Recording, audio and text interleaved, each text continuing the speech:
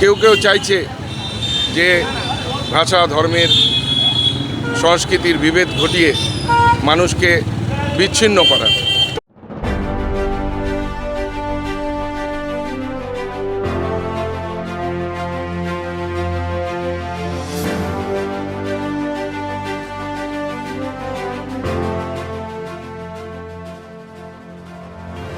পরাধীন ভারতের ভারতবাসীর মনে কবিতার মধ্যে দিয়ে বিদ্রোহের আগুন ছড়িয়ে দিয়েছিলেন বললে কাজী নজরুল ইসলামকে বিদ্রোহী কবি বলে থাকে সকলে।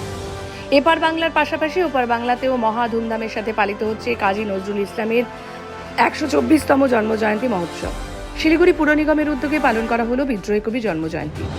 শুক্রবার শিলিগুড়ি নজরুল সরণিতে নজরুল ইসলামের জন্মদিনও পালন করা হয়। এদিনের অনুষ্ঠানে উপস্থিত ছিলেন শিলিগুড়ি পুর নিগমের ডেপুটি মেয়র রঞ্জন শীল, মেয়র পরিষদ মানিক দে, মোহাম্মদ আলম সহ বাসুদেব ঘোষ, শোভা সুব্বা সহ বিভিন্ন ওয়ার্ডের কাউন্সিলর ও পুর নিগম।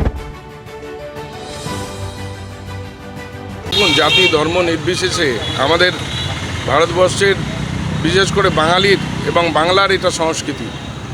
আমাদের দেশ, আমাদের যারা বরেণ্য, যারা আমাদের প্রাতঃস্মরণীয়, আমাদের স্বাধীনতা সংগ্রামী থেকে শুরু করে আমাদের কবি, সাহিত্যিক, বুদ্ধিজীবী, যারাই আমাদের দেশের গর্ব, নোবেলিয়াস থেকে শুরু করে প্রত্যেককে আমরা শ্রদ্ধা জানাই, সম্মান জানাই। এটাই বাংলার কৃষ্টি সংস্কৃতি।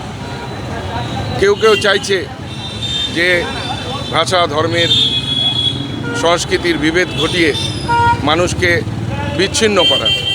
কিন্তু আমরা যখনই এই মহাপুরুষদের সম্পর্কে, তাদের জীবনী সম্পর্কে আলোচনা করি বা তার সম্পর্কে জানার চেষ্টা করি, আমরা দেখেছি যে সর্বধর্ম, সর্বভাষার মিলনের যারা বাণী আমাদের কাছে দিয়ে গেছেন, একই বৃন্তে দুটি কুসুম, হিন্দু মুসলমান।